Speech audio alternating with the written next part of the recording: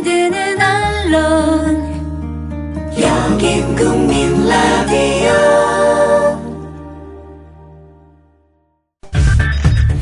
이강윤의 오늘, 이제는 정가 산책으로 함께합니다.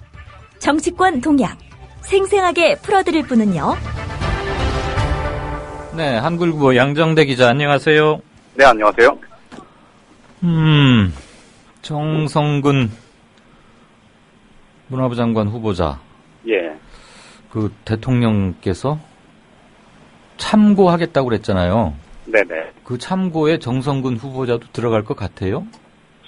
글쎄요, 지금 어제도 말씀을 드렸습니다만은 이게 여론의 취, 상대 이거를 보겠다 지금 이런 취지라고 봐야 될 것 같습니다. 네. 오늘 전반적으로 지금 새누리당과 청와대 분위기를 보면 김명수 교육부 장관 후보자 같은 경우는 사실 청문회를 거치면서 오히려 정말 왜 이렇게 논란이 됐는지 이 국민들이 금방 한 5분만 봐도 알 수 있지 않았겠습니까? 예.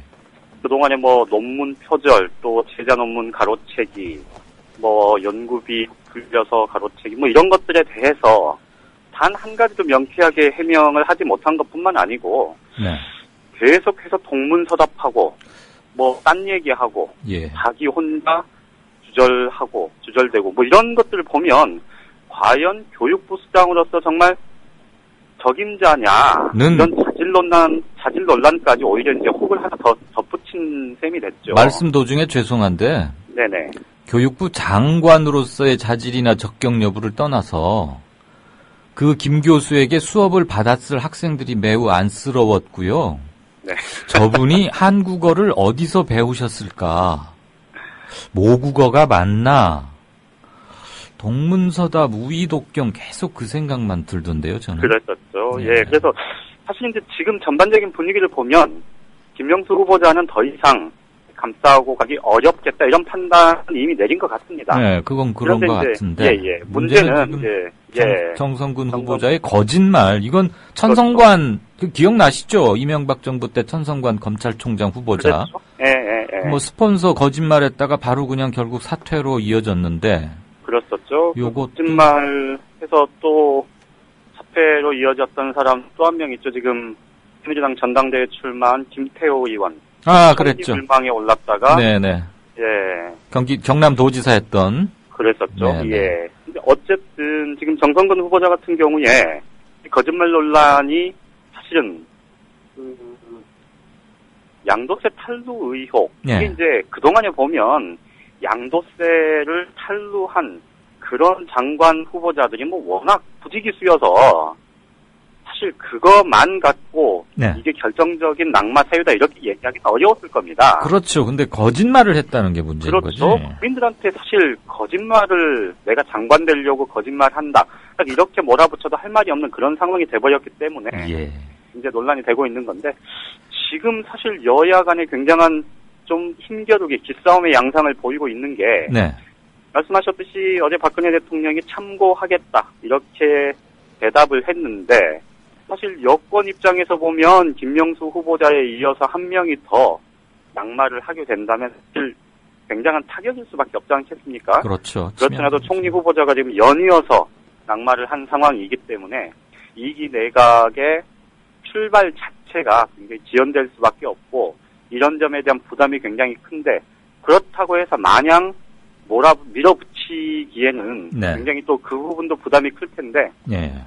어쨌든 그래서 오늘 오전에 좀 얘기를 들어본 바에 따르면 일단 여권 내에서는 일단 인사청문 경과 보고서는 채택이 불발됐고 네. 그리고 이제 그런데 장관 후보자들 같은 경우는 이 청문 보고서 채택 여부 상관없이 임명이 가능하지 않습니까? 네. 20일 지나면 하죠. 그렇죠. 임명 강행 여부는 어쨌든 주말 사이에 좀 여론의 흐름을 좀 보고 판단하겠다. 일단은 정성근 후보자에 대해서 현재까지는 적극적으로 야당이 너무한다. 옛날 일 30년 전 일 가지고 왜 이러냐 이렇게까지 하는 건 너무 정치적이라 이렇게 주장은 하고 있지만 예. 실제는 지금 좀 상황을 좀 보겠다. 이런 좀 유보적인 이런 입장인 것 같습니다. 근데요. 정성근 장관 후보자한테 이렇게 무리를 해가면서까지 장관 한 자리 시켜야 할 만큼 대통령이나 대통령 주변에 가까운 사람들이 신세를 많이 졌습니까? 글쎄요, 그 부분도 사실 지난 대선 때 정성근 후보자의 기여도가 그렇게 큽니까? 그렇게 보기가 좀 어렵겠죠. 아무래도 공보위원 중에 한 네. 명이었고. 그냥 언론 특보 10명 중에 1명 정도였던 걸로 그렇죠. 기억하고. 그리고 실제로 보면요. 예. 사실 정성근 후보자가 장관 후보자에 딱 임명이 됐을 때 여당을 출입하는 다수의 기자들이 굉장히 의아해했는데요. 네. 그 이유가 아리랑 TV 사장으로 간 지 3개월 만에 지금 이제 장관 후보자가 된 것 아닙니까? 그러게요. 근데 아리랑 TV 사장으로 가기 직전까지 대선 이후부터 그때까지 특별히 뭐 다른 역할을 하지를 않았었습니다. 맞아요. 예. 예, 그랬었죠. 그리고 뭐 아마 청취자분들께서 기억하시는 분들도 계실 텐데 이 아리랑 TV 사장 자리가 사실은 그 노무현 정부 때, 그러니까 참여정부 때 보면 수석 행정관 정도 청와대에서 예. 그런 직급에 있던 사람이 이렇게 이제 청와대 나오면서 옮겨가는 그런 자리 정도였거든요. 그러니까 그렇죠. 그렇게 이 문화관광 분야 내에서 또 방송통신 분야 내에서 이렇게 비중 있는 자리가 아니란 말이죠. 네. 그런데 갑작스럽게 이 아리랑 TV 사장으로 간 지 3개월 만에 그러니까 겨우 자리를 만들어서 갔는데 3개월 만에 문화부 장관 후보자가 된 그 과정을 두고 사실 굉장히 의아해하는 사람들이 많았었습니다. 예. 그러니까 지금 저한테 질문하셨던 내용에 대해서 사실 저도 그래요. 얘기를 들어보면 정성근 후보자가 도대체 어떤 역할을 했고 도대체 박근혜 대통령이 어느 정도 신뢰하기에 이런 자리에 갈 수 있었을까? 네. 이 부분에 대해서 사실 명쾌하게 대답을 하는 사람을 아직까지 단 한 명도 만나보지는 못했습니다. 예. 제 질문 번지수가 조금 틀린 건 저도 알아요. 그 뭐 양 기자가 그것까지 대답해야 할 테고 그건 아닌데 청와대에 센 사람들 제가 휴대폰 번호도 잘 모르고 또 뭐 열심히 도와줬을 수도 있겠죠. 뭐 그건 뭐 그렇게 합시다. 그나저나 네. 참고를 어디까지 어떻게 하는지는 좀 지켜보겠습니다. 예. 저기 대통령께서 오늘 아침에 저 김포 로컬푸드인가? 그 뭐 예, 갑자기 원래 예정은 돼 있긴 하겠지만 이거 뭐 선거 개입 논란 뭐 이렇게 보는 사람들도 있는 것 같아요. 지금 야당에서는 오늘 그 김포의 대통령이 간 걸 두고 굉장히 좀 문제를 심각하게 제기를 하고 나섰는데요. 네. 이게 이제 김포 지역이 이번 730 재보궐선거에서 이 경기 남부를 제외하고는 네. 수원 중심 수원과 평택 이외에는 지금 경기 중북부권에서는 유일하게 지금 그렇죠. 김포 하나 있지 않습니까? 네. 거기다가 더군다나 여기가 유정복 전 안전행정부 장관 지금 이제 인천시장이 됐죠. 네. 이 전 지역구였기 때문에 사실 여당 입장에서는 굉장히 수성. 상징적인 의미가 있는 곳입니다. 지켜야죠. 예. 그렇죠. 거기다가 이제 유정복 전 장관, 유정복 인천시장이 지금 박근혜 대통령의 측근 중에 한 명이고요. 네. 그런데 이 로컬푸드 사업이라는 게 사실 김포만 있는 게 아니고 그렇다면서요. 여러 지역들이 있는데 네. 굳이 왜 김포에 간 거냐? 네. 야당 입장에서는 이렇게 문제제기를 할 수 있는 거겠죠, 당연히. 네. 사실 대통령이 정치적인 논란, 그리고 특히나 이제 선거 개입 논란에 휩싸인 사례들이 굉장히 많죠. 네, 뭐 이제 가깝게 노무현 전 대통령도 그랬었고. 그렇죠. 그게 이제 탄핵 사유까지 됐던 예. 그런 뭐 아주 비극적인 일도 있었는데 어쨌든 박근혜 대통령이 이번 참에 굳이 730 재보궐선거를 불과 20여일 앞둔 상황에서 거기를 왜 가야 했을까에 네. 대한 이제 의문은 남는데 네.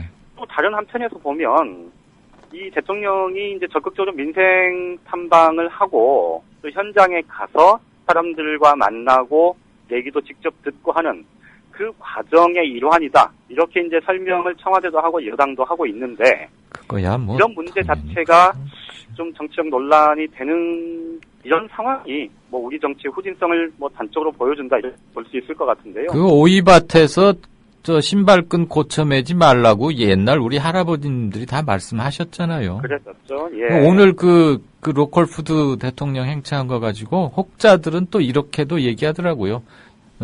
전문 용어라 우리 양 기자는 모르실 수 있는데 1타 2피다. 뭐 이런 얘기. 저 청취자 돌발 질문 하나 드리고 오늘은 작별하십시다. 혹시 이런 얘기 들어보셨어요? 양 기자님, MB 검찰 수사한다고 하는데 수사받고 있는지 궁금해요. 이런 얘기 정보 보고는 어디 떴어요? 아니요, 저 금시초문입니다. 그렇죠. 예. 저도 아직 수사 뭐 이건 좀 아직은 아닌 것 같아요. 우리 왕싸가지님이 굉장히 발군의 정보 수집력 및 전파력이 아주 딱 탁월하신 분인데 이분이 어디서 이런 걸 입수하셨는지는 뭐 또 저기 하겠습니다. 아마도 네. 지금 얘기 나오는 것 중에 하나는 어제 야당 원내지도부 이제 여야 원내지도부 만난 자리에서 4대강 사업과 관련해서 박근혜 대통령이 이제 언급을 한 바가 있지 않습니까? 이 문제 관련해서는 사실 올 초부터 이 검찰 쪽에서 4대강 사업과 관련한 문제에 대해서는 좀 살펴보고 있다 이런 얘기들이 좀 꾸준히 나오긴 했었습니다. 그러게요. 예, 아마 이제 그 얘기가 조금 더 확장돼서 나오는 얘기가 아닌가 싶은데요. 지금 박근혜 대통령 여권 주변 인사들 입장에서 생각을 해보면 지금 MB를 필 상황은 아직은 아닌 거죠. 아직은. 예. 그렇죠. 아직은 아닌 거죠. 만약에 친다면은 대단한 위기 국면에서 하는 거지. 뭐. 그렇죠. 아마 내년 하반기 넘어가겠죠. 이 방송 들으면은 MB가 우리 양 기자 굉장히 싫어하겠는데 조심하세요, 밤길. 뭐 저도 별로 좋아하지 않기 때문에 별 상관은 없습니다. 우리 정말 양정대 팬이 아주 많으시군요. 빅지 강희록이란 분께서 6시 18분에 양 기자님 동작을 기사 지지율 합쳐보니까 소수점에 오류가 있답니다. 다시 계산해보시고 인터넷판이라도 고치세요. 예, 알겠습니다. 네, 한 주간 고마웠습니다. 예, 고맙습니다. 지금까지 한국일보 양정대 기자였습니다. 국민라디오 지지하는 4가지 방법 아시나요? 다운로드하기, 별점 주기, 댓글 달기, 구독하기. 국민라디오를 보다 많은 이들에게 전할 수 있는 가장 손쉬운 방법. 다운로드하기, 별점 주기, 댓글 달기, 구독하기. 잊지 마세요. 다운로드하기, 별점 주기, 댓글 달기, 구독하기.